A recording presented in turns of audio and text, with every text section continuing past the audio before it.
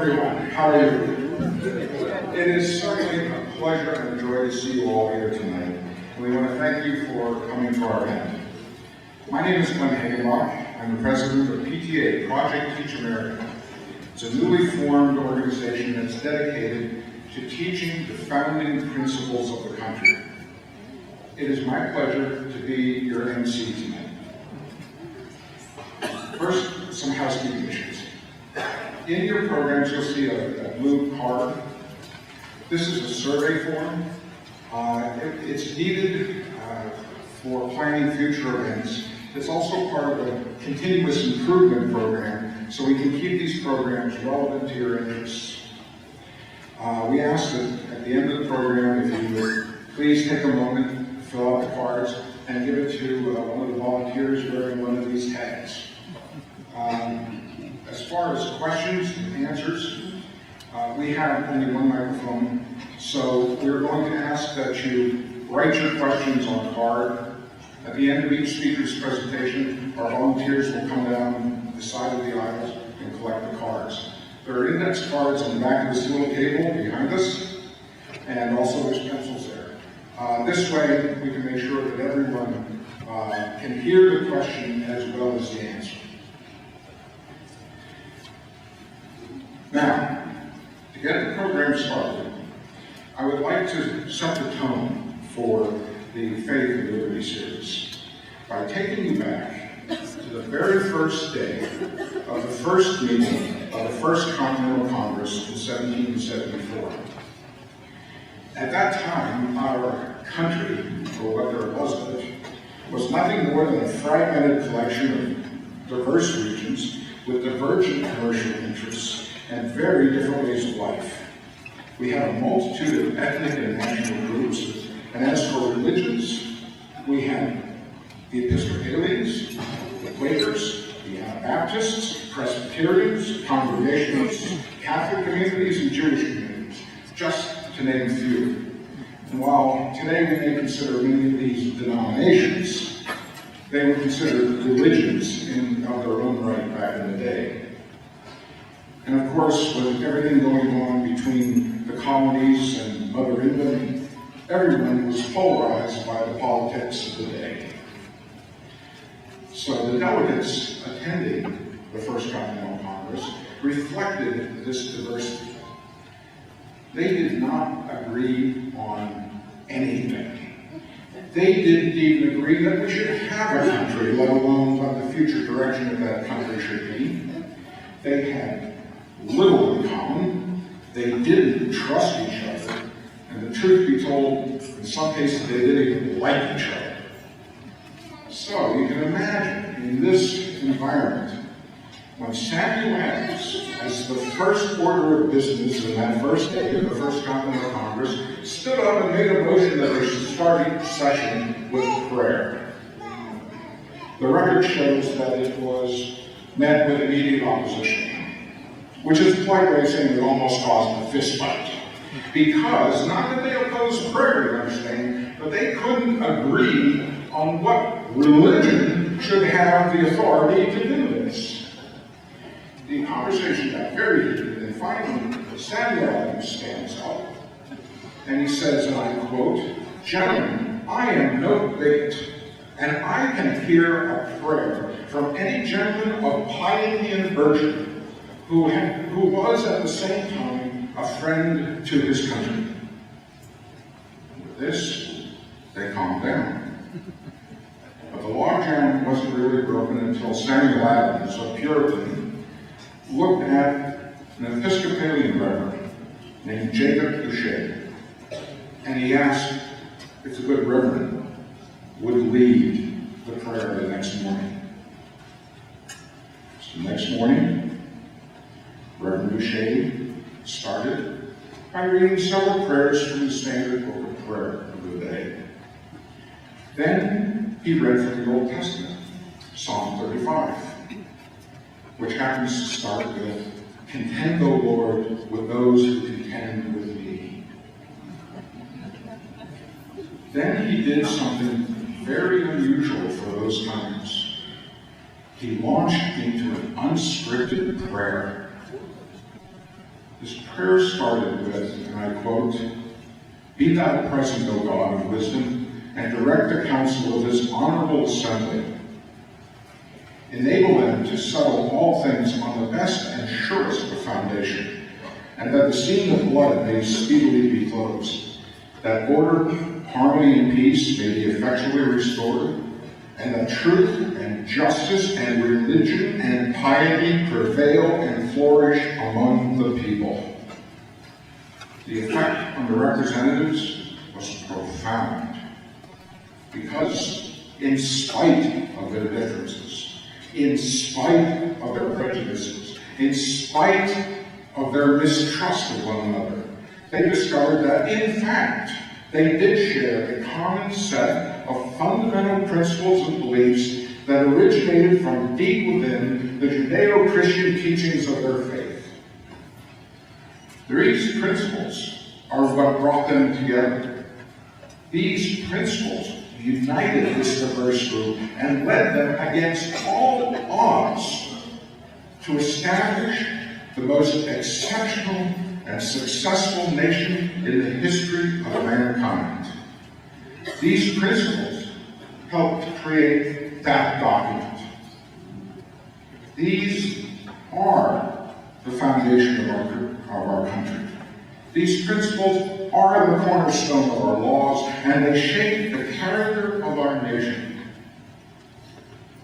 So at this time, I would like everyone to reflect a little bit on the faith of our founding fathers. I'd also like the Honor Guard, or Boy Scout Troop 40, to present the colors. So let us all rise as we approach the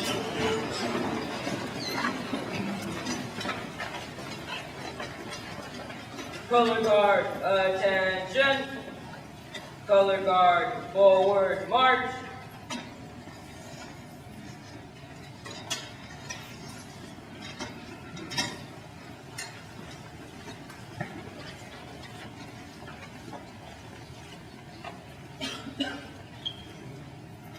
Color guard, pose the colors.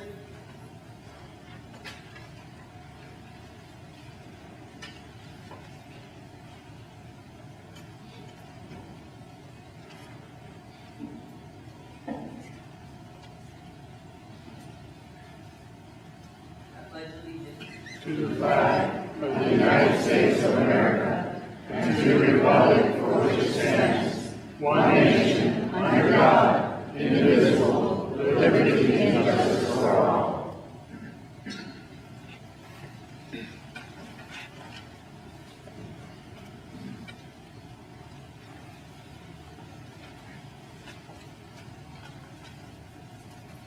Color guard, about face.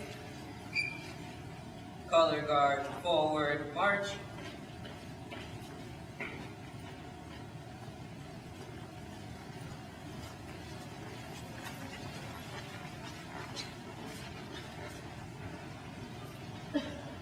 Color guard, at ease.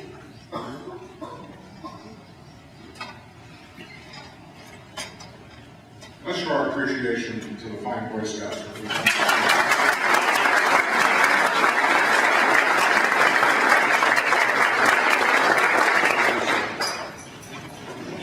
I was asked to make one more announcement,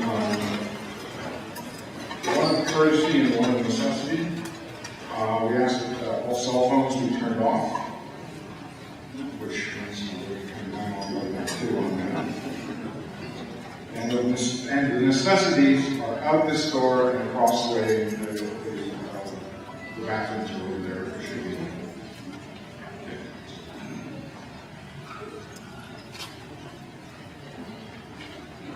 It is now my distinct pleasure to introduce our host for this evening, Monsignor Louis Broom, the pastor of Holy Spirit Parish, who is gracious enough to provide this facility for this event this evening. He will officially welcome you and lead us in the invocation. Monsignor.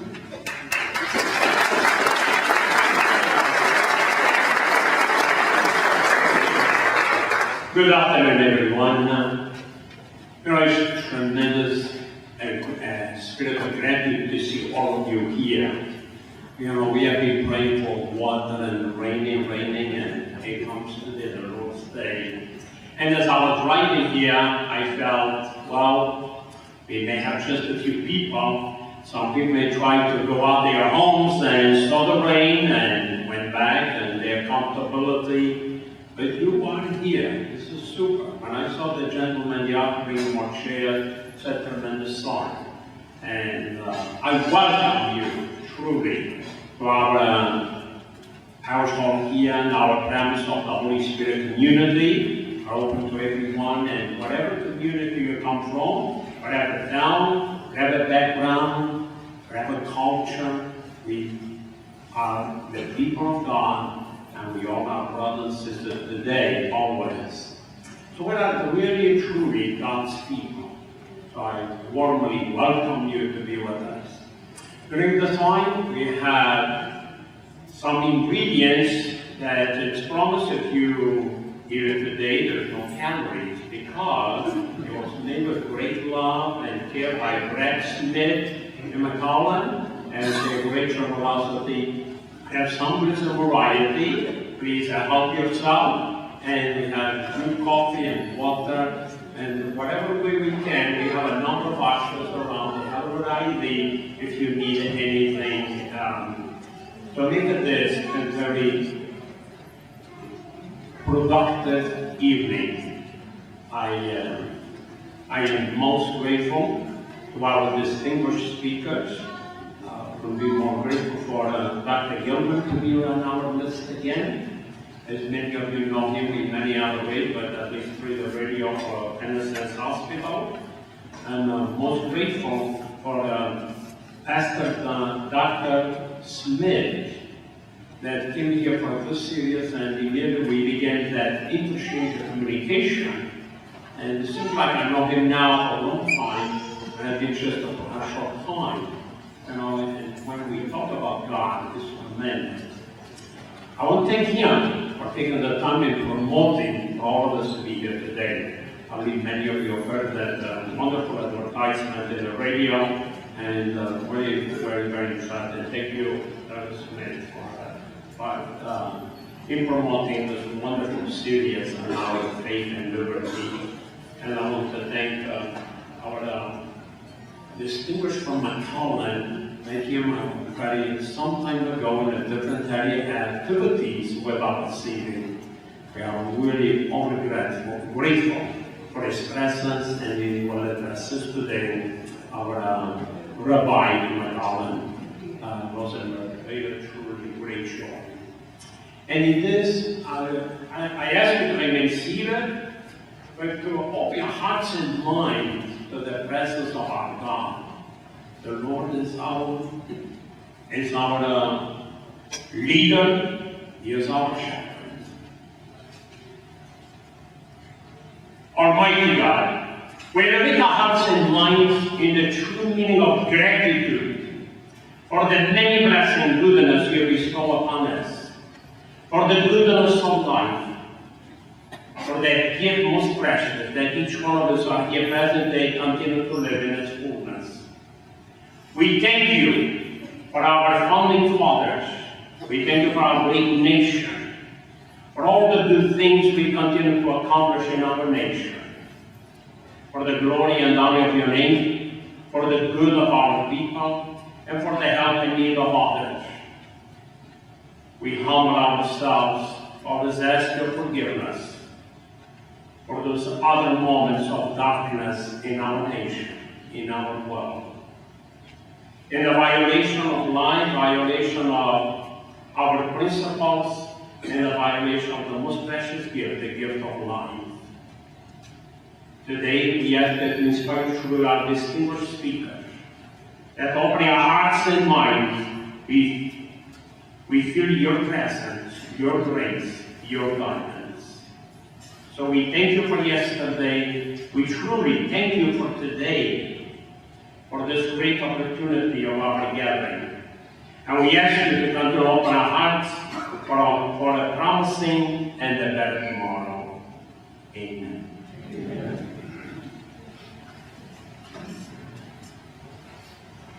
Thank you, Monsignor.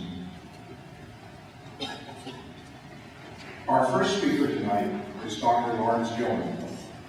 Dr. Gelman is a former hospital CEO and a practicing anesthesiologist. But take it from someone who has had the privilege of listening to him speak several times. He will not be putting you to sleep tonight.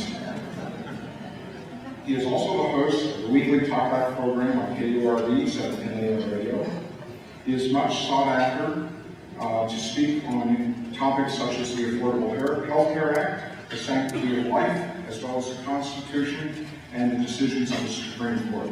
It is indeed my privilege to present to you Dr. Lawrence Gelman, who will be speaking on the Constitution and the erosion of liberty.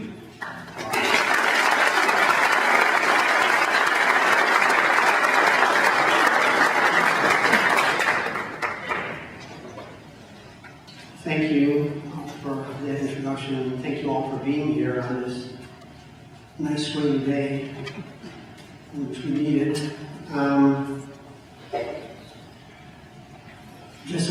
So we start things off clearly. We live in a fascist tyranny.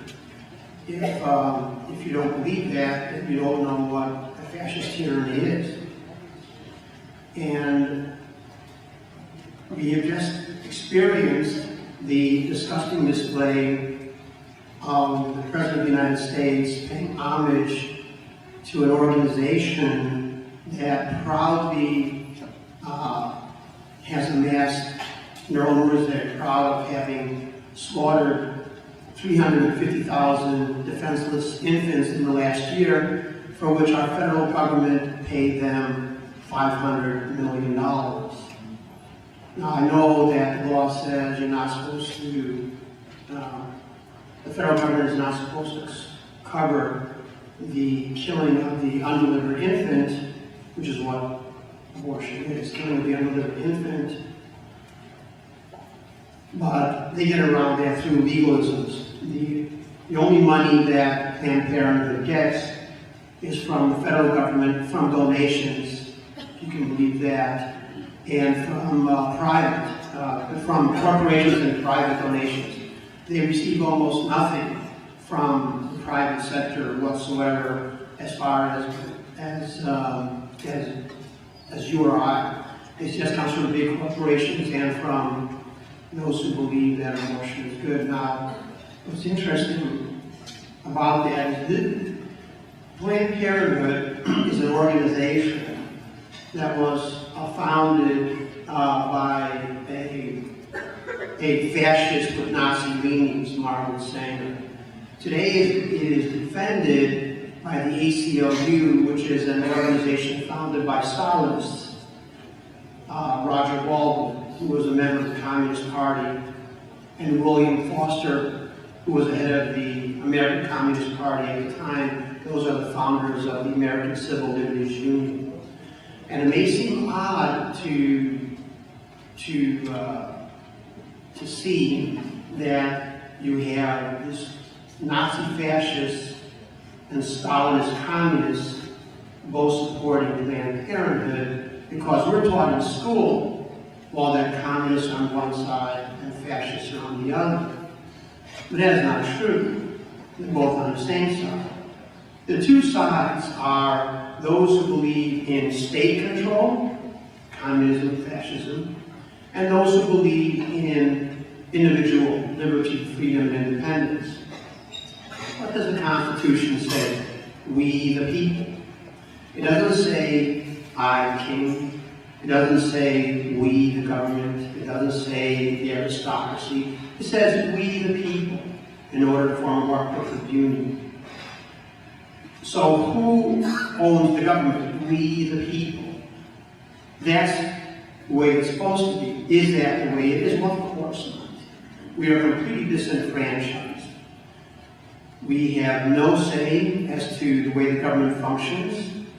It is basically a group of elitists that believe themselves superior to the rest of us and think that they have the right, duty, and obligation to dictate to us how we should live our lives. And that comes from their belief in the superiority of one group over another. That is the basis of communism and fascism. is nothing more than the outgrowth of the old rules of aristocracy, of the divine right of kings. That is nothing different than that. What is the Constitution? The Constitution was created by the American population that had won the Revolutionary War. The Revolutionary War began in April of 1775, more than a year before the reading of the Declaration of Independence. The conflict originated when the American colonists were informed that the British were coming to confiscate not our money, not our land, not taxation without representation. That isn't why the United States, the colonists, went to war. They went to war because the British were coming to confiscate the weapons and munitions that the Americans had. And in order to prevent the British from doing that, the Battle of Lexington and Concord, the famous battle fought by the Minutemen, was held, and which they beat the British, by the way. And that was the beginning of the Revolutionary War. Many of the important battles were fought before July of 1776. The Declaration of Independence was created by certain individuals, primarily Thomas Jefferson, espousing a certain philosophy. We hold these truths to be self-evident that all men are created equal, that they are endowed by their Creator with certain unalienable rights, among these are life, liberty, and pursuit of happiness. That governments exist at the sufferance of the people, and that when governments go beyond what they're supposed to be doing, they are supposed to be deposed, and that was the Declaration of Independence. The Constitution was created to set up a structure of governance that would allow the people to be free of government domination, therefore we the people. But the proclivities of politicians do not change because of written documents. If our forefathers had thought that we were going to be a different kind of people, a different kind of politician on the American continent, that we were going to have angels that were in charge of the government, they would not have needed a Constitution. The Constitution was created because the Founding Fathers knew very well the evils that man can produce. They knew very well that another George III, another person could become George III. Europe was run by aristocracies well into the 20th century, and even today, one might say. And so they set up the documents specifically to prevent that from occurring. The document is short. It delineates the authority of different branches of government. It sets up a system of checks and balances. It denies any implied powers to the federal government. Everything the government does today is unconstitutional. They have no right to tax your income by the Constitution. They have no right to set up programs like Medicaid and Medicare. There is no right to public education. There certainly is no right to abortion on demand. Yet every one of these actions is not part of our daily lives, even though they are all completely unconstitutional. Now, you might say, well, they have these amendments. Well, we have these Supreme Court decisions. That is completely irrelevant. The Constitution is the Constitution. If the Constitution could be changed at the will of the Congress, then there's no point in having a Constitution, because the Founding Fathers realized that at any future date, a Congress of gangsters could change the Constitution and legalize what was illegal and make legal what is not legitimate.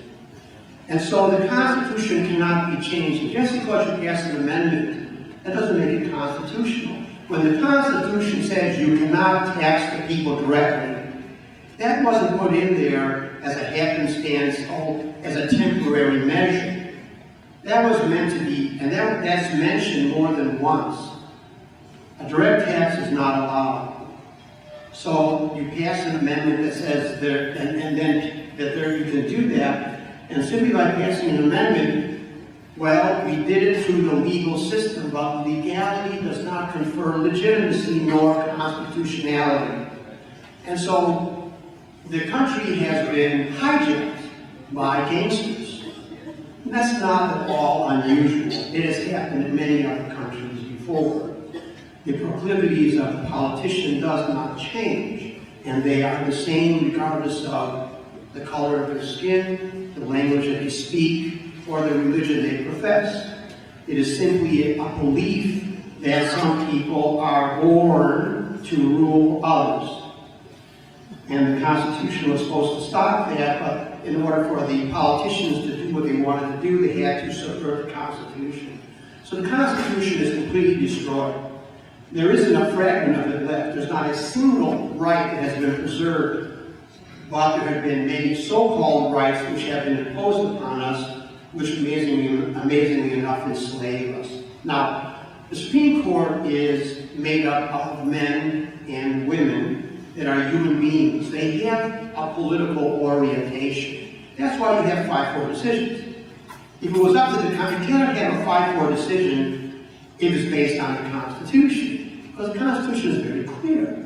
And so therefore, something is amiss. You think of it logically.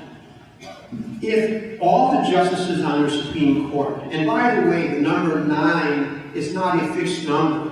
I believe the first number was 5, and they've had 6 and 10, and Franklin Roosevelt wanted to increase it to 15. Now, the interesting part about that, or 2 interesting parts, is that the Supreme Court was never meant to, there was no fixed number. But the important thing is that there was no stipulation for an uneven number, which would be necessary to break a tie. Because it never occurred to the founding fathers that the laws of the United States or the Constitution of the United States would be dependent upon the Supreme Court decision. It never occurred to them. It wasn't what the Supreme Court was supposed to do. There's an order of things that are created in checks and balances, and it's a linear order going from the Congress to the executive branch to the judiciary. It is a linear order. It doesn't reverse itself. In other words, the judiciary cannot impose its will on legislation. And so, what the judiciary, so if you think about it, if we assume that every justice is an expert in the Constitution, obviously, why else would they be on the Supreme Court? Then something is amiss for every decision that's not 9-0. Because that would mean that if you have a 5-4 decision, and it's amazing how the country pivots on these decisions based upon the political appointee. Obviously, that could never have been the case. So you have a 5-4 decision. What does that mean?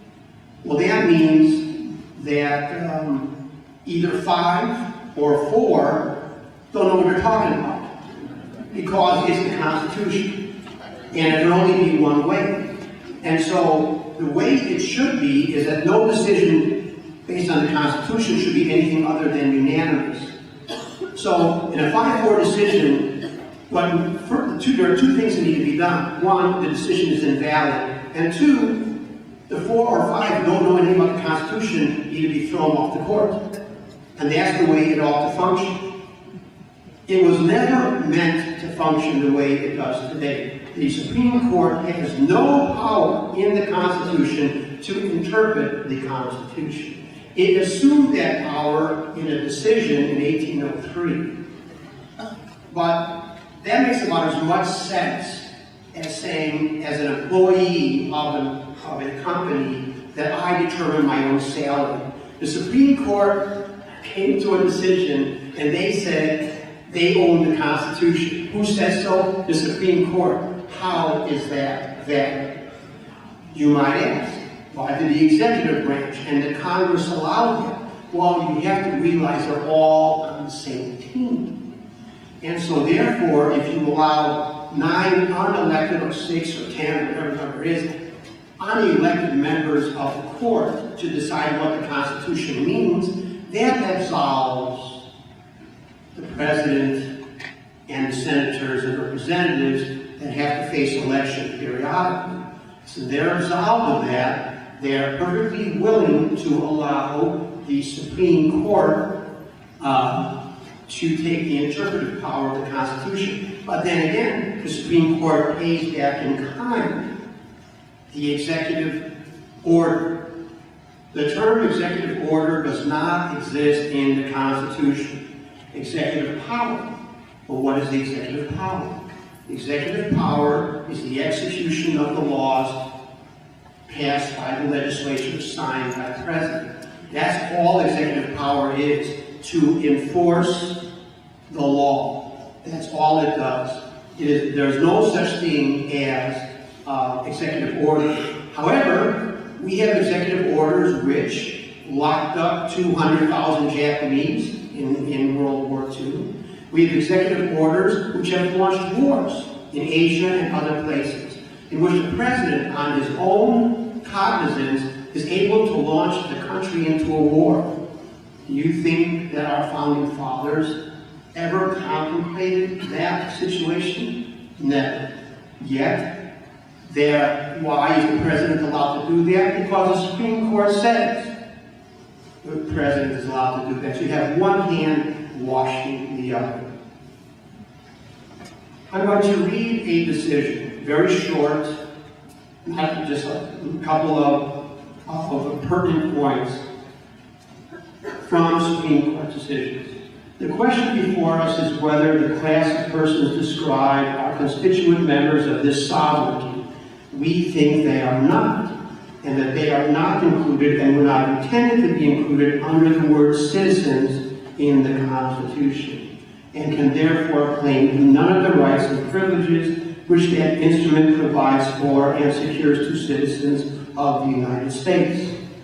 All this together persuades us that the word person, as used in this amendment, does not include the unborn. In short, the unborn have never been recognized in the law as persons in the whole sense.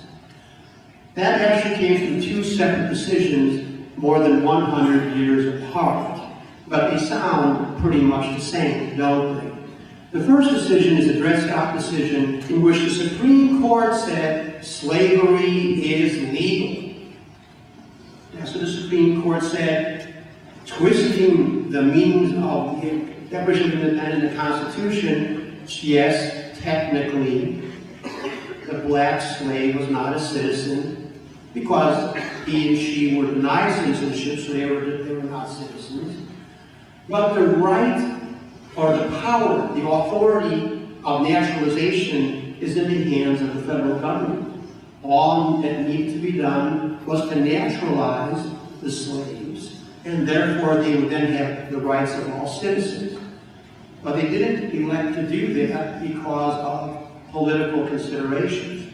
Clearly, when the Declaration of Independence says, we hold these truths to be self-evident, that all men are created equal, there's nothing there that says, except for black people. That's not in there. The second part was from another decision. I didn't separate them, but I think you know what it is, because they're so similar. And the second decision is from the Roe v. Wade decision, which says that you could murder an undelivered infant because the infant is not a person, which I think would surprise many mothers in this room.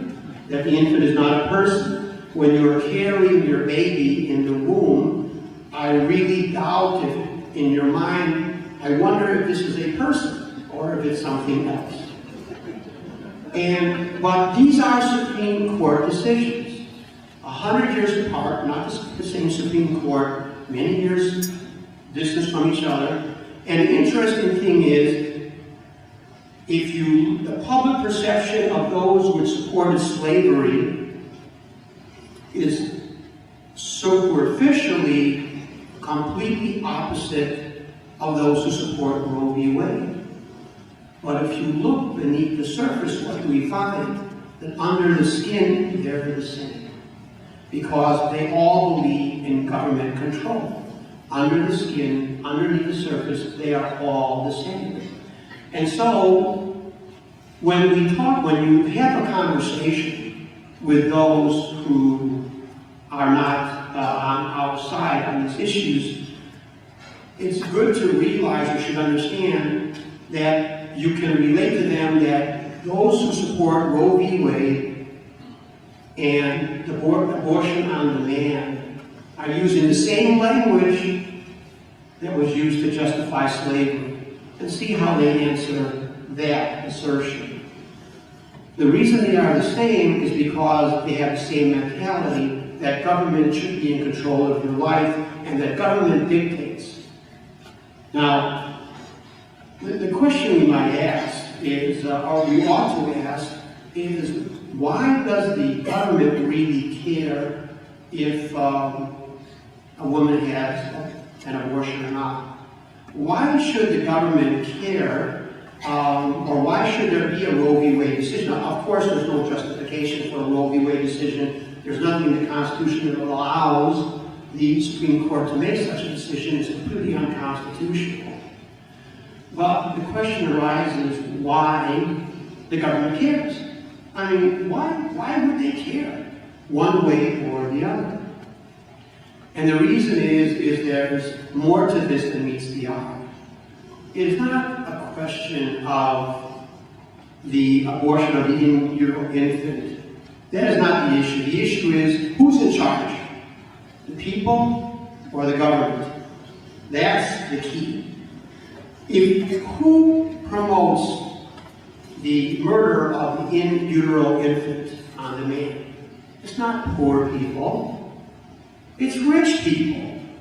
It's Hillary Clinton. It's Bill Clinton. It's Barack Obama. It's Mrs. George Bush, whatever her name is. If you wonder why George Bush was such an ineffective president, look at what he married. And so, when you look at it, you say, well, you never see poor people on TV talking about the right to murder their children. The poor people suffer from it. Who are the targets? The poor. Who was Margaret Sanger targeting? Blacks, Hispanics, Jews, and the poor. It's interesting. Why? Because it is the poor who suffer from that in all countries, and in our country alone as well. Why? Because the government wants to eliminate as many poor as they can, because they're a burden on the state. And so, what I find somewhat peculiar is that the organization Planned Parenthood, that originally was named the American Birth Control League, the name was changed in 1943 because of the close association that Planned Parenthood had with the Nazi Party. Lothar Stoddard, who founded, Harvard graduate, no surprise. Lothar Stoddard founded, with Margaret Sanger, the American Birth Control League, went to Nazi Germany in 1940, and said they got it right. They are taking care of their Jewish problem. That's what needs to be done in the United States. Those are the founders of Planned Parenthood. Now, I find it somewhat humorous in a kind of tragic situation that Lothar Stoddard did have a bone to pick with Himmler and others that he met in Germany. Because Himmler said that, and I'm going to get this mixed up, but essentially the English and the Germans come from different ancestral roots. And the English, Lothar Stoddard, the Westerners, the Anglo-Saxons, they figured they were the top of the world, that they were the ones who were the elite. And the Germans said, no way, the Nordics are. Okay, so there was their conflict. Not that it wasn't an elite, it was a question which group is above the other. So that was the source of conflict. But they both agreed that blacks, Jews, Hispanics, and the poor needed to be eliminated. On that, they were in agreement. And so that is the source of what our government comes from. That is the source of the way politicians think. The elite. It is not. It is the elite that destroys the Constitution. No Supreme Court justice is a poor person. They're all elite. Now, I will have to admit they do have diversity. Not all 9 are from Harvard, only 7. 2 are from Yale. So we have to hand it to them that, yes, they do have diversity. Of course, those schools are 100 miles apart in the northeast coast. I'm not sure how well they represent us here in Texas or in the middle of the United States. We have to understand everything in its depth. And you can do that with every single program, everything the government does.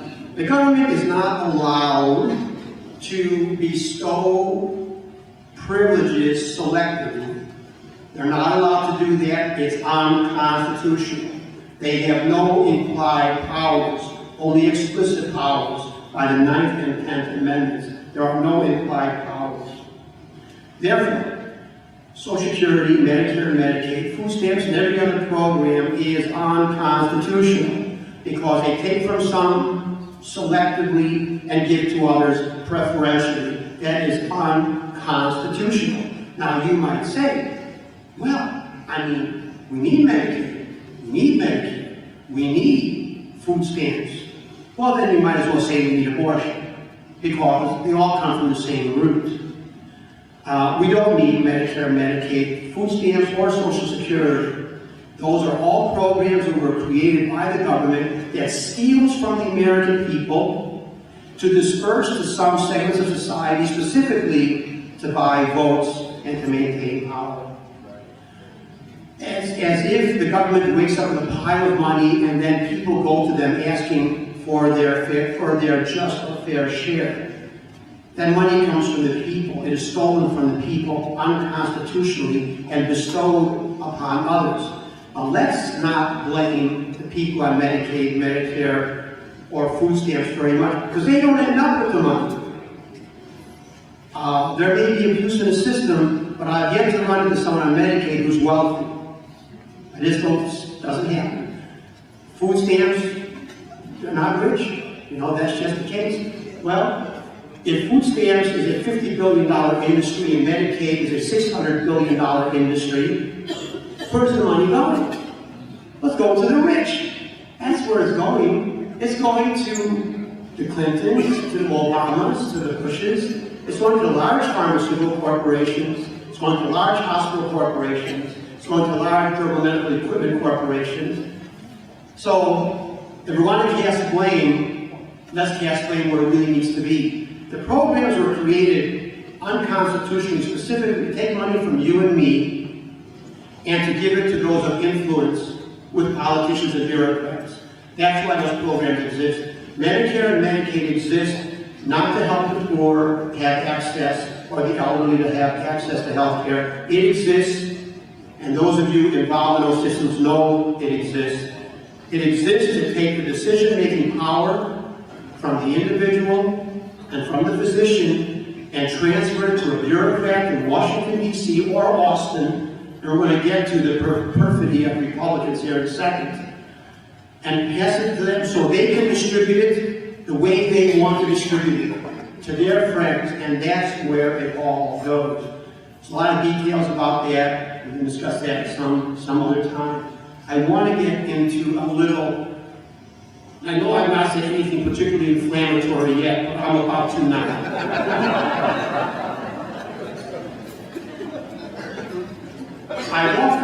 When you look at the country of the United States, there's no place to run. What many people do not realize is that the United States remained a free nation because people fled from government west. Why do you think they fled west? Because it was so great on the East Coast? They fled west to get away from government, to be free. Okay? Well, those days are over, unless you want to go into the water. And I don't think Cuba is very hospitable at the moment. And so,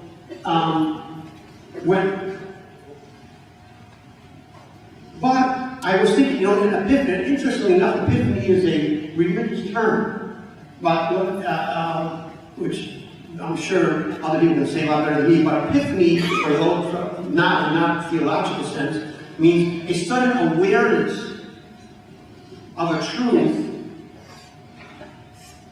that was obvious. In other words, that all the information is there, but suddenly you put it all together and you recognize, it's like you have a piece of jigsaw puzzle, you put it together, now you see the truth. And here's the truth. If we look at it, naturally you can't escape. But within a state, there is a potential of escape. Now, let's look at this. Really kind of going to quicksand here. Let's look at this politically. Let's pretend you're a political strategist. Let's pretend you're a political strategist, and let's pretend you're a Republican. And you want to win the election. All right. Who votes for me and who votes for them? You say, well, who votes for them are people on Medicaid, people on food stamps, all the people in public education, all the people in the unions. That's who votes for them. And so, if I'm in charge as a Republican, if I'm in charge, and let's say hypothetically we had a Republican governor, a lieutenant governor, and a Republican Senate and House. Hypothetically, that could never possibly happen. Well, let's just say it was hypothetical. Then, if I wanted to build up my base and reduce their base, what would the logical thing be? I'd starve out the other side. What do? I eliminate Medicaid. I eliminate food stamps. I get rid of public education any way I can. And basically, I eliminate every program that sustains the other side. I'm not heartless or uncharitable, okay? This is just strictly looking at it in an ivory tower, sterilized environment. I want to hear about starving people and all that. They wouldn't starve. That's another topic. Okay. What happens? Well, all of those individuals without Medicaid, without food stamps, without this and all that, they would leave the state. They go to Oklahoma, they go to New Mexico, they go to Louisiana, go to Arkansas. Sorry, but that's the way it goes. And then the state is solidly Republican, right? It's obvious, isn't it obvious? That's all that needs to be done. So the question arises, why haven't they done it? There has to be a reason. Republicans are stupid, but they can't be that stupid. What is it? Even a stupid person doesn't put his hand in the fire, okay? Well, the obvious answer is this, that the Republicans benefit from those programs as well. The Republicans benefit from food stamps, the Republicans benefit from Medicaid, the Republicans benefit from every other program I mentioned, because that's where the money ends up. The money ends up with the guy who owns HEB. The money ends up with the guy who owns Pfizer and Glaxo. The money ends up with the guy who owns all the apartment complexes. And that's where the money ends up. And many of them are, not all, but many are Republicans. The thing is that there are enough of them around. The Democrats buy votes, okay, with these programs. And Republicans, they buy contributions and other things. They also buy votes as well. And so, I want to get in because I think we need to understand that the Republican Party is a loss, and it's a waste of time. And if you're looking to the Republican Party to change the country, you're kidding yourself. In the 1770s and during the Revolutionary War, there was a significant proportion of members of Parliament that were very sympathetic to the American cause. But it didn't really make any difference because nothing was going to change. The United States was created. The United States became free. The colonists threw off the shackles of an aristocratic dictatorship, not by winning a debate contest, You know, they can win all the debate contests they want, but they're not going to win. They're not going to win in a question where there's power, where you don't have the power. And that is why the Second Amendment exists, to protect the First Amendment. Because when the Soviets come on shore, you can't pull out the Constitution and says, hey, we got rights. That doesn't work. The Constitution, the Bill of Rights, were to protect the American people from the American government. And so, I just wanted to conclude with that the country was won through violence. It required force to achieve what we gained and have subsequently lost, and that I don't see anything on the horizon. Nothing on the horizon at all, which I don't see anyone on the horizon, any individual, any group, or any significant group at the present time. I'm going to finish with this as an example of the corruptive nature of the central government. Marco Rubio, who many consider to be a staunch conservative, had a statement the other day that said that, well, they were coming up with some rules on immigration. It really doesn't. That's not relevant. What he said was, well, that's my idea, our idea. There are 92 other senators with their idea. This is from a so-called conservative. Is it their idea? Is that how it's supposed to work? That a senator with their idea? I thought they were supposed to adhere to the Constitution. I thought they took an oath to the Constitution. I thought their ideas needed to conform to the Constitution. But it shows you the way they really think. They really believe it's their idea. And I'm going to finish one more thing for those of you who think I'm heartless or whatever. And like my wife, I imagine at this time. But the thing is this. All the problems that we have, whether it's economics, foreign adventurism, immigration, look what the government has done. The government puts us at odds with everybody. Puts black against white against Hispanic. Pits rich against middle class and poor. Pits one religion against another. Pits one region of the country against another. Pits man against woman. That's what the government does. Our community, more than any other, understands that we can all get along regardless of our race or religion, and we function perfectly. But in our community, nobody thinks along those lines. Who thinks along those lines when we're dealing with people in our community? It's just another person, and we deal with them based upon the kind of person that they are. That's all. We don't deal with them based upon the color of their skin or their religion or anything else. But who puts us one against the other? The government does that with their idiotic immigration laws and their idiotic rules and regulations. The problems in the United States that we have at the border are created by the United States government and their welfare programs. Because do you and I, do you care? Do I care? Do I care if my neighbor is not a citizen of the United States? I don't care. Why would I care? I mean, who asks those questions? But what do I care about?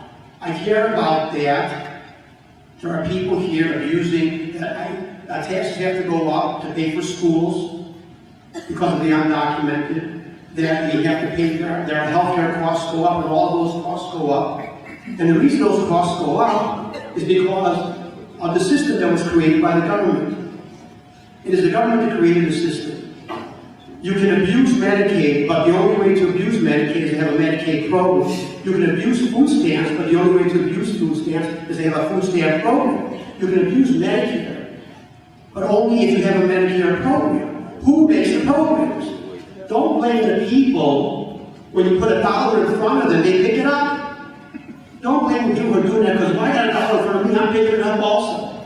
Or a quarter, or a penny, or whatever it happens to be. So don't blame the people for taking advantage of a system that is made specifically to be taken advantage of for the benefit of the government. Thank you.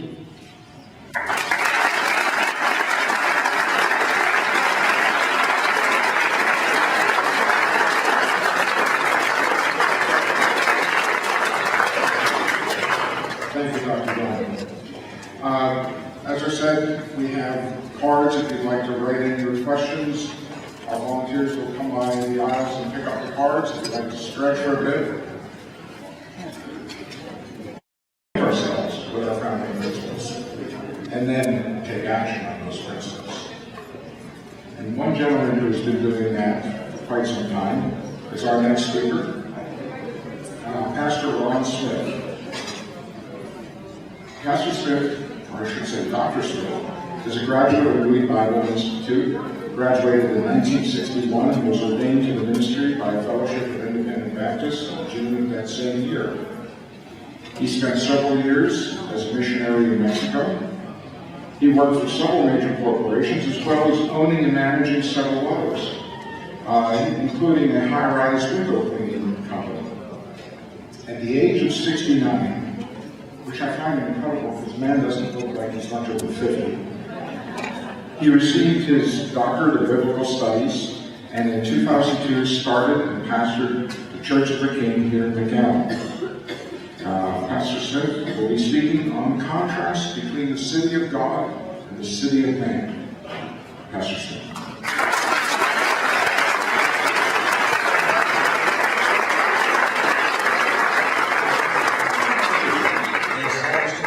Based on a covenant with God called the Mayflower Compact. In the old country, they had paid with their blood to be free from tyrants. Puritan pastor Thomas Hooker wrote the first constitution in the history of mankind for Connecticut in 1639. Thomas Jefferson did not invent the ideas of the Declaration of Independence. They were copied from the Calvinists. The Calvinist Puritans sought to establish a city on a hill based on the Bible.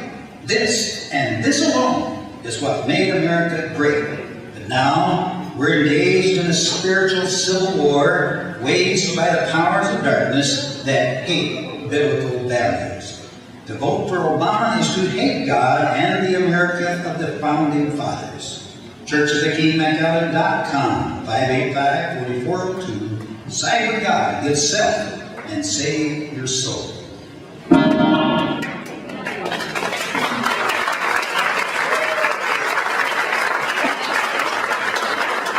I agree with everything Dr. Gelman just said, but I once heard about a Catholic that went to church with a Baptist, and the Baptist preacher took off his watch and laid it up on the pulpit, and the Catholic said, "What does that mean?" He said, "Don't mean nothing." But I will try to stay within my time. I want to present the statism from the biblical point of view. I get calls and people tell me that preachers have no right to get involved in politics. I had a young man say that to me. He said, I'm an evangelical Christian and I'm conservative and I vote like you do probably, but he said, I don't believe you have a right to do what you're doing. I said, oh. I said, can you tell me one prophet in the Bible that did not do what I do? He said, I'll have to study that. It'd be a good idea. Statism versus the city, statism is the city of man versus the city of God. And when I use the word state, I don't mean the state of Texas or any other state, I mean government. Statists believe that the purpose of government is to control the people and to provide for them. It can come in the form of fascism or Marxism or big brotherism, a nanny state, or the divine right of kings. It can come in many forms, but it's still statism. Sometimes it's socialism. It's been called Big Brother. It's been called the nanny state, and other names. According to the Bible, Romans chapter 13, God ordains government not to provide welfare for the people, but to protect the people from the plunder of life, liberty, and property. And that is the sole purpose of the law, and that is the sole purpose of government. But when the state seeks to save, instead of protect from criminal plunder, it becomes criminal itself. Because It has to plunder some in order to be partial to others. It has become criminal. The first Constitution in the history of mankind was written to protect the people from the government. Do you know when that first Constitution was written? 1639, by a Puritan preacher, Thomas Hooker, for the state of Connecticut. 1639. And at that time, John Locke, the humanist, was only 8 years old. The humanists did not invent this. Freedom.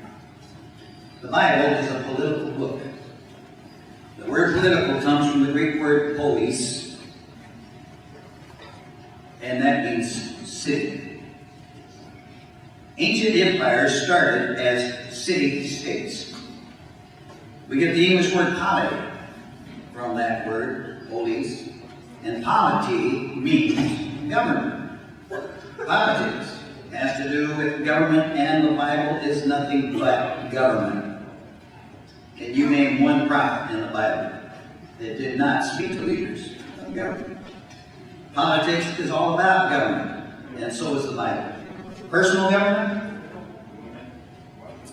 church government, family government, and civil government. It's nothing but government. The very word kingdom, kingdom of God, is government. I read somewhere that in Abraham's day, Ur of the Chaldees, his hometown, was a socialist city in which there was no private property. The city owned all of the food, it owned all the tools, it owned all the property, and it owned all the souls. And God said to Abraham, get out to a land that I will show you. And so that is statism.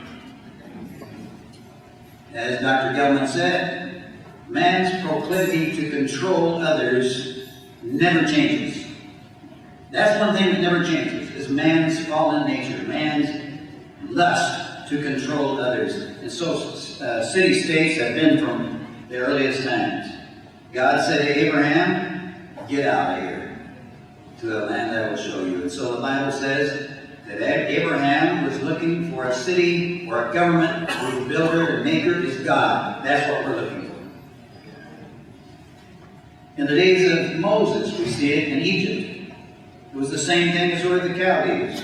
The Pharaoh owned all the land, all the people, all the food, and all the flocks, and all the souls. And God said, let my people go. Then we see this same thing in the Tower of Babel. It was statism. And they sought to make a name for themselves and to save themselves. And the flood came, and God lied and broke his covenant. And the flood sent another flood. All they had to do is save themselves, climb the tower. This made God very angry, and he destroyed it.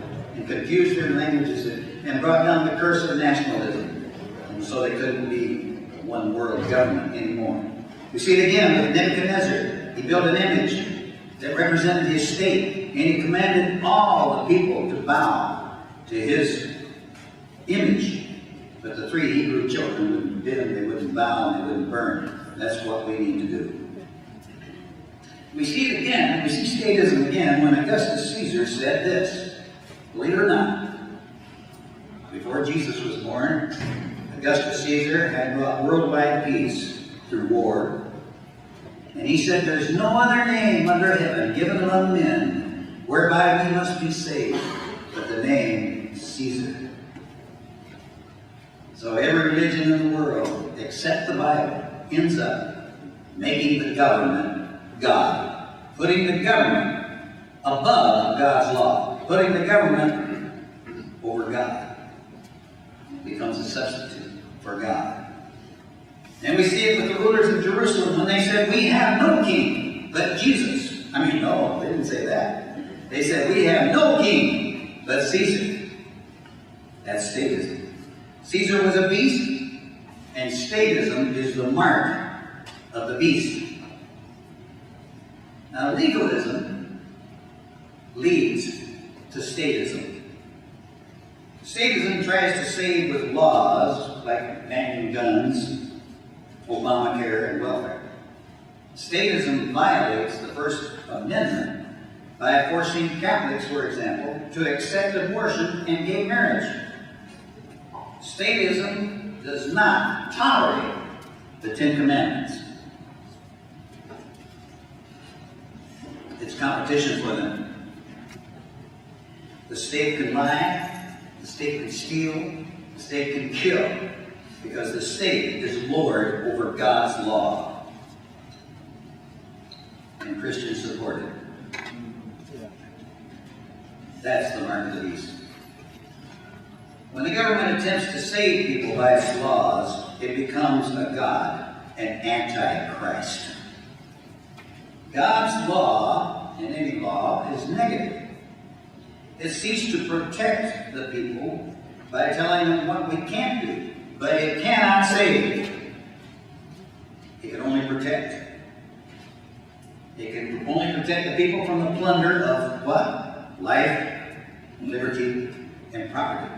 That is the sole function of government. That's the sole function of law. And the Declaration of Independence says whenever any form of government becomes destructive of these ends of protecting life, liberty, and property, it's the right of the people to alter such government and to institute a new government. These are self-evident. The ruler, according to the Bible, is God's minister of justice for that purpose, and that purpose alone, and not as a savior. But when he steals from some to give to others, he has broken both God's law and the Constitution. The only reason for government is because Adam fell. There would be no criminals if Adam hadn't fell, if Adam hadn't fallen. The government is to be condemned when it becomes more than law, when it's made into a savior. The Democrats have been leading the Republicans toward more and more statism, and both parties are guilty. And that's why liberals call themselves progressives. They are progressing toward more and more statism by means of dismantling the Constitution and opposing God's law. And for that reason alone, the Supreme Court kicked God out of government in 1948 with Chief Justice Black, and Christians yawned. And for that reason alone, for the purpose of statism, the court kicked God out of public education in 1963, and Christians ignored it. And for that reason alone, the court legalized abortion in 1973 for the purpose of statism, for the purpose of controlling people. Statists like President Obama not only support abortion and gay marriage, they want laws that force us to support those things. What then shall free and lawful people do? Well, let's do what our founding fathers did. What do you say? What do you say? Huh? Do I hear a hey, hey? During the American War of Independence, preachers were called the Black Robed Regiment. They preached this stuff from the pulpits on Sundays. They preached righteous politics. And we've got to go back to the future with the faith of the fathers to restore America. We have a solemn duty to teach the people about justice in government. What is justice? God's law defines it. In Leviticus 19:50. It says, "You shall not do injustice in judgment. You shall not be partial to the poor." I had somebody walk out on me one time. I'm not finished reading that verse. It actually says that. You shall not be partial to the poor. You shall, let me say it together. You shall not be partial to the poor, nor to the mighty. That's equal justice.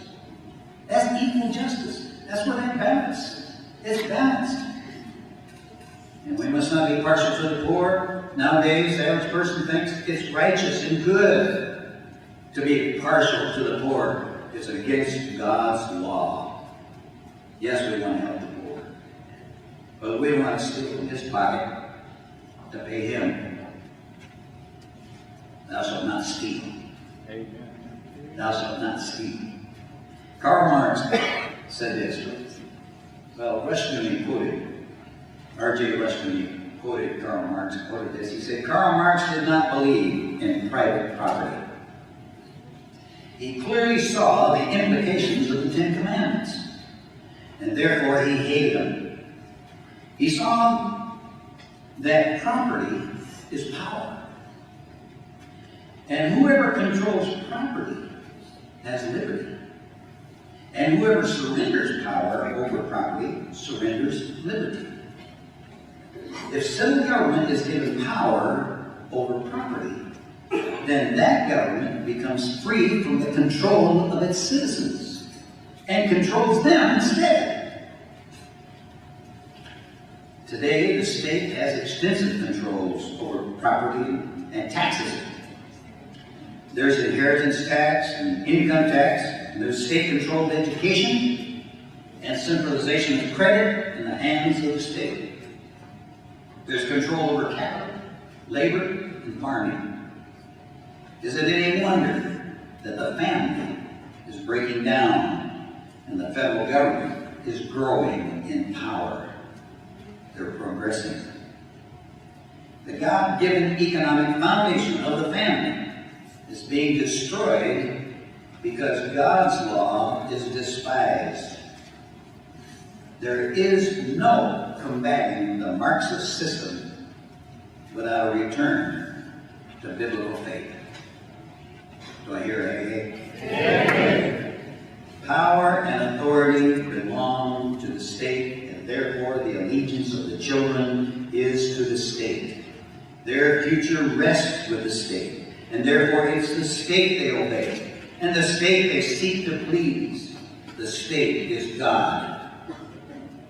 The result, totalitarianism. It's progressing more and more. Statists think of God's commandments as oppressive restrictions. They hate God's law. And they separate the secular from the sacred. They use that as an excuse to get rid of God's law. They not only violate the Constitution, they ban the Ten Commandments. Psalm 2 says this. Very interesting psalm. Read it when you get a chance. It says, why do the nations rage, and the peoples imagine a vain thing? The kings of the earth set themselves, and the rulers take counsel together against the Lord and against his anointed, saying, let us break their bands asunder and cast their cords from us. And what are their bands? God's law. To them, God's law is oppressive and binding. They hate it, and they gather together and say, let us break their bands asunder and cast their cords from us. But he that sitteth in the heavens shall laugh. The Lord will have them in derision. That means he'll make fun of them. So it is, that psalm ends by saying, learn from this, you rulers. Kiss the Son, lest he be angry, and ye perish from the way, when his wrath is kindled by the little. May God save America. May God bless America. Somebody said to me today, do you think there's any future for America? Maybe it's going to take a nuclear war to wake us up. I said, well, World War II didn't help. The Great Depression didn't help. The Great Awakening helped. But what prepared it was the Puritans who plowed the ground. They broke up the fallow ground, as the old prophet says in the Old Testament. Break up your fallow ground, for it's time to seek the Lord till he come and rain righteousness upon you. In the Great Awakening of 1742, it was the divine sovereign act of God that woke the people up. That's what we need to pray for.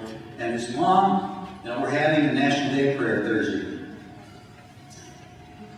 if they gave me a chance to speak, and I don't think I'm on the docket, I would say this.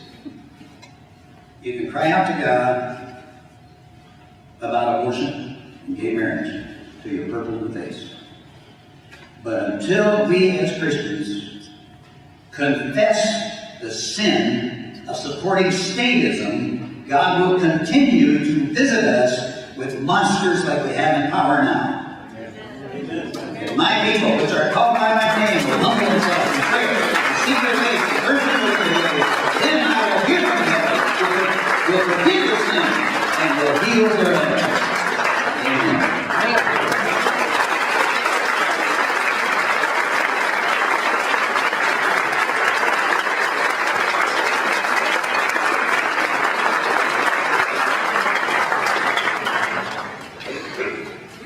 Thank you, Pastor Smith. Once again, I'd like volunteers to come and collect question cards that you may have. While you're going to take and stretch a little bit. Also, And while you're doing that, I'd right like to here, asking the question out.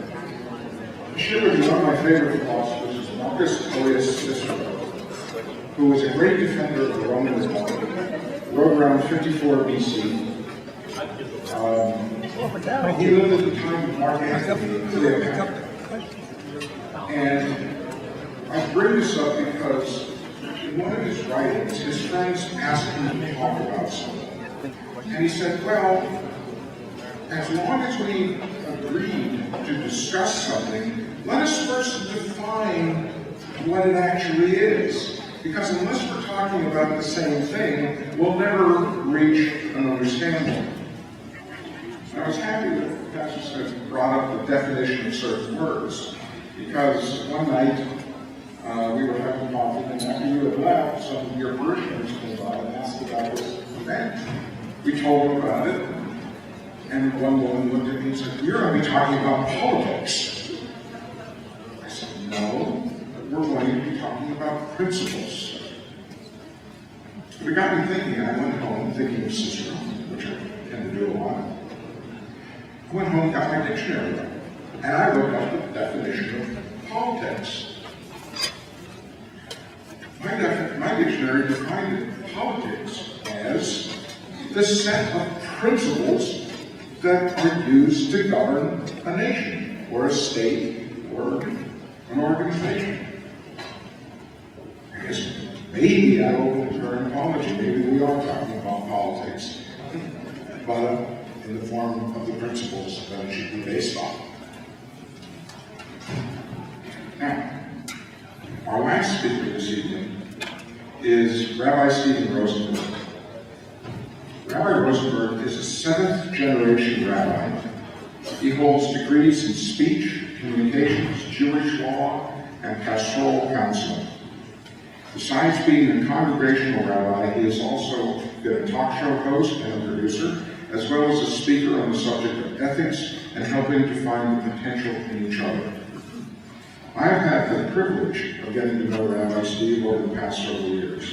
Before he comes to the podium, I just want to take a moment to share a personal observation. As you know, rabbi means teacher. And this man has taught me many things over the last couple of years, many things of value that I appreciate greatly. Also, this past Easter, I was confirmed in the Catholic faith, and Father Louis is my priest. It is rare that we get an opportunity to be in the presence of two people that we admire and respect greatly. But how often does a guy get to be on the stage with his priest and his rabbi at the same time? This is a moment of pure ecumenical enjoyment.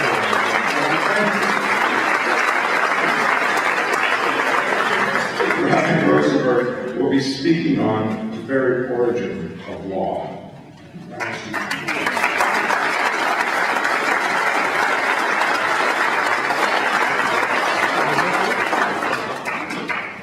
Brilliant, sir. Thank you so much. Before we get started, I still have a picture in my office of those of you who have led at one time at a restaurant, Hot Box. And I still have that picture of you with the Jewish star on the curtain. the bagels. So he's, and maybe you're a rabbi, you're my bagel man.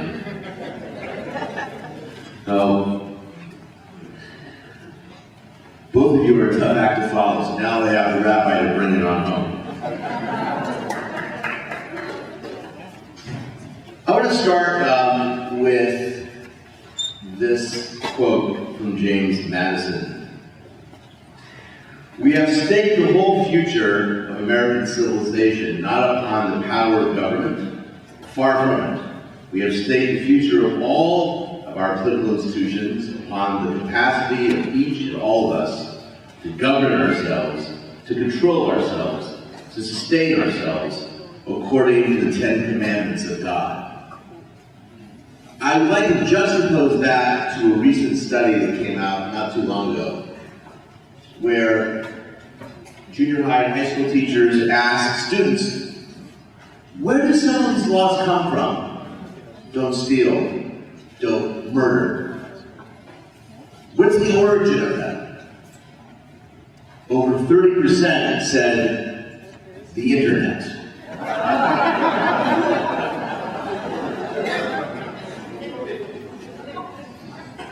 That's where we are today.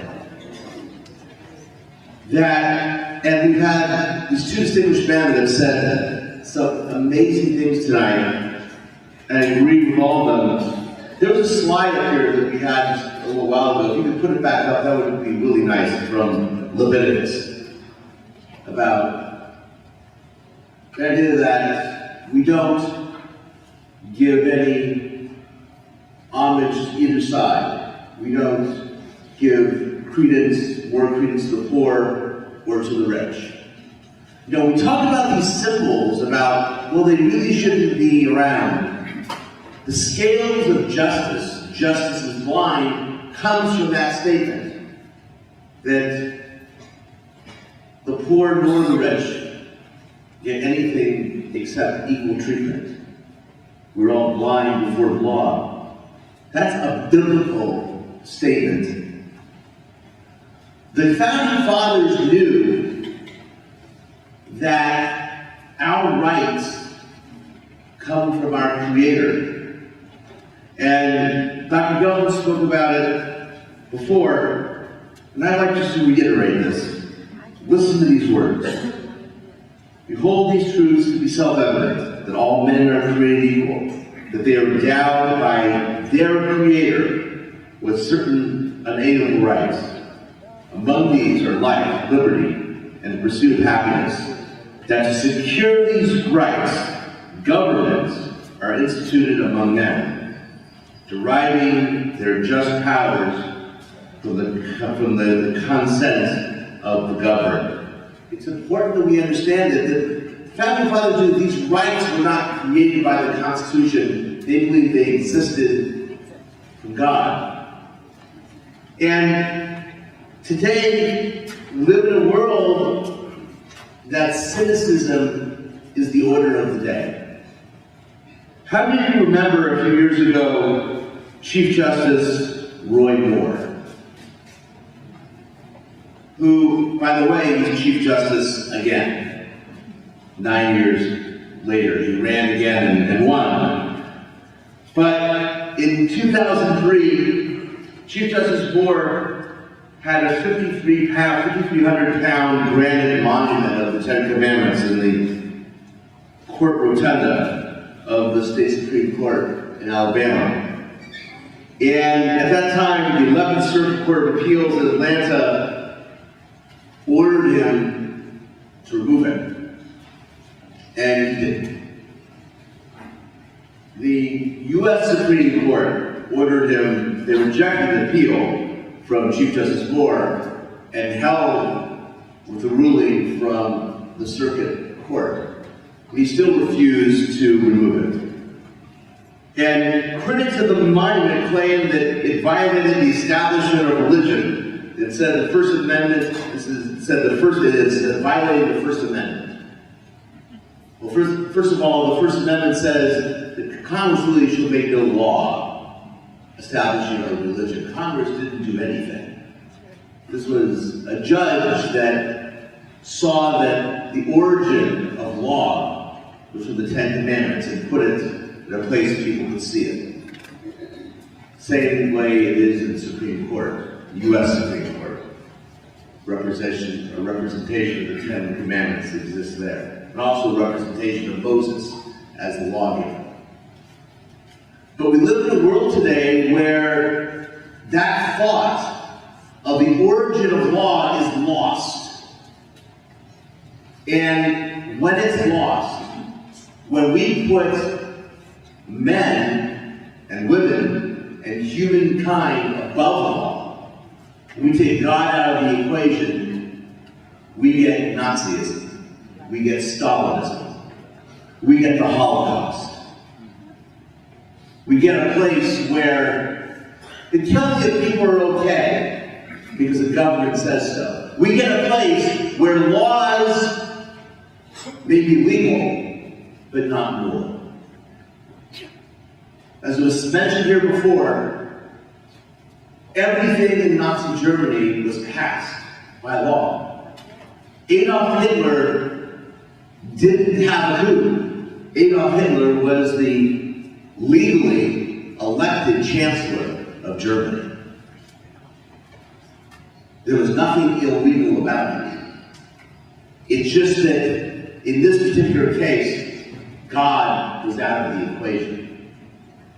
And a country became passing laws that were not moral. If we let our children understand that, gee, these laws must come from the internet, and that's where we go with this.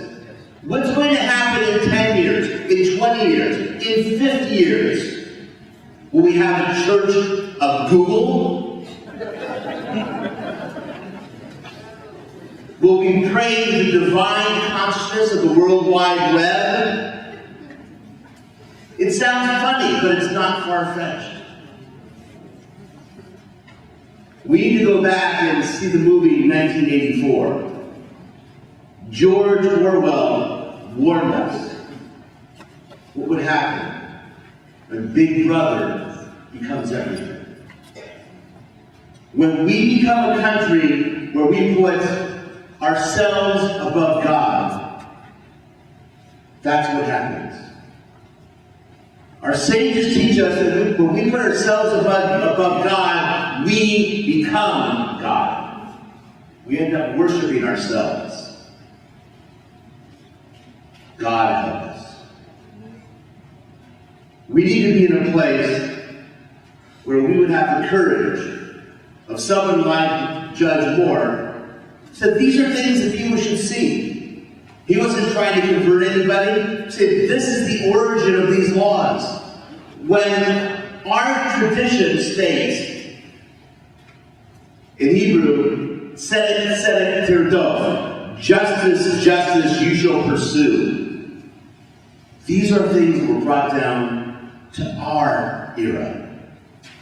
The Bible is the origin of laws about property, about life and death, about monetary compensation. Monetary compensation, and you thought in the 20th century, that's when we came up with the idea of ambulance chasers and lawyers, and all that kind of stuff. In the Bible, you probably have heard this quote, an eye for an eye, a tooth for a tooth, a leg for a leg, an arm for an arm.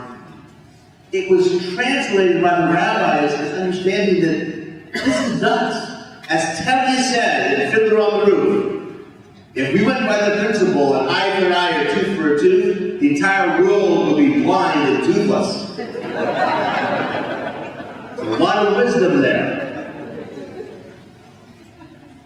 What the rabbis interpreted that was that if I punch your eye out, and you're a blacksmith, that eye is worth a lot of money. That eye is your livelihood. That I have to compensate you for the loss of that eye because it impacts your livelihood.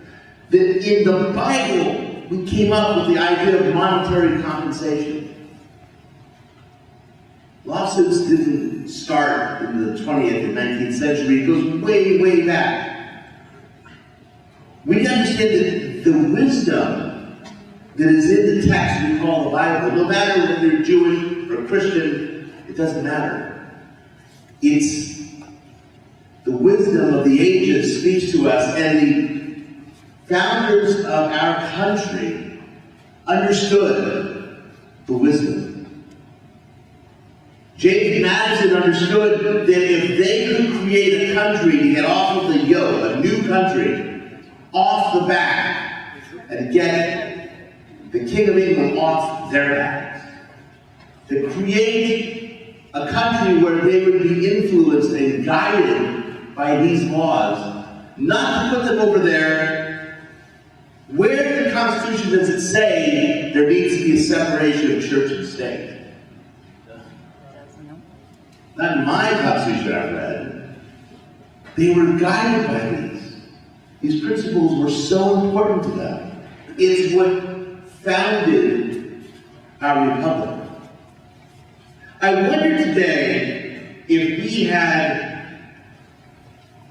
the debate that we were going to now start all over again with money. We were going to have a debate about whether in God we trust should be on our coinage. How many of you think Congress would actually pass that?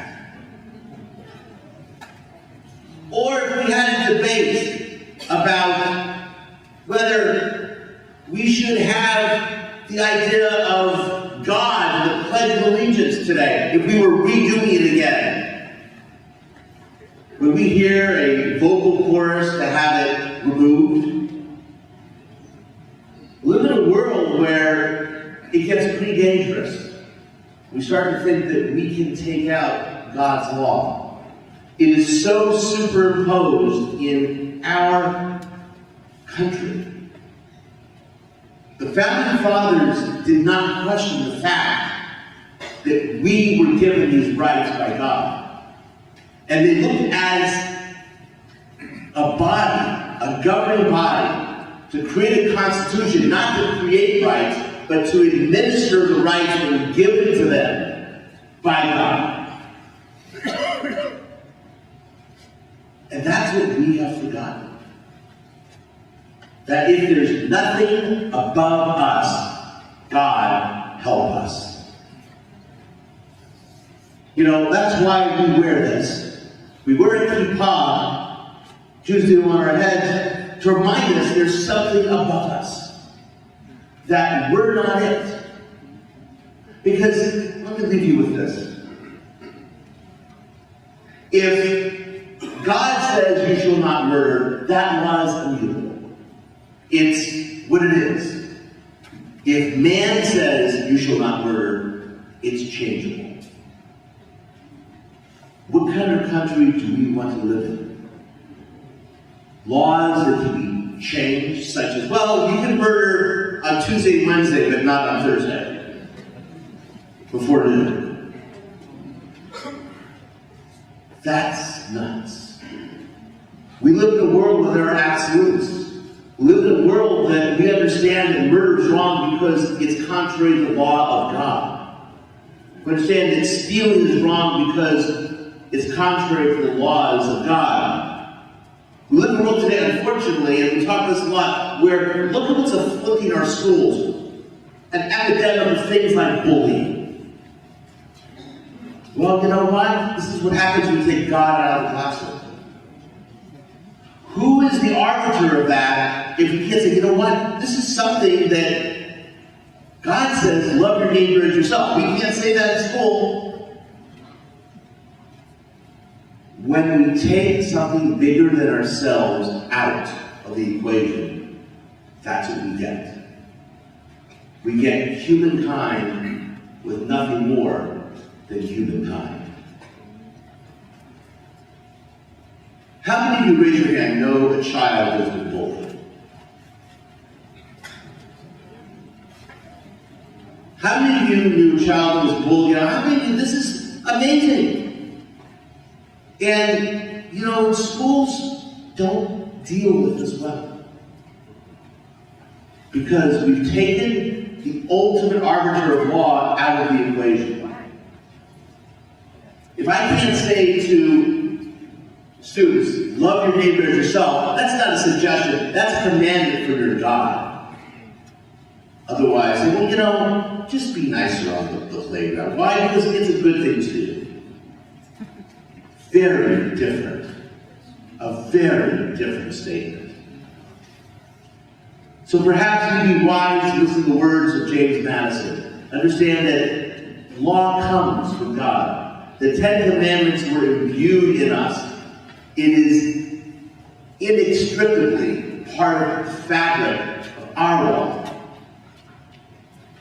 I hope that in the future, we listen to these two very, very bright and wonderful people who said some wonderful things tonight.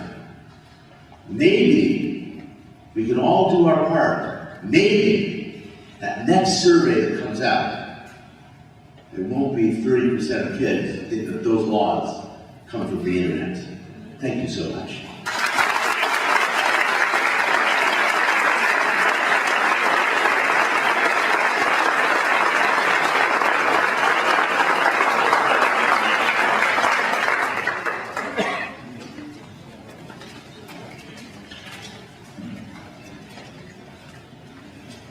Thank you, Rabbi Stephen.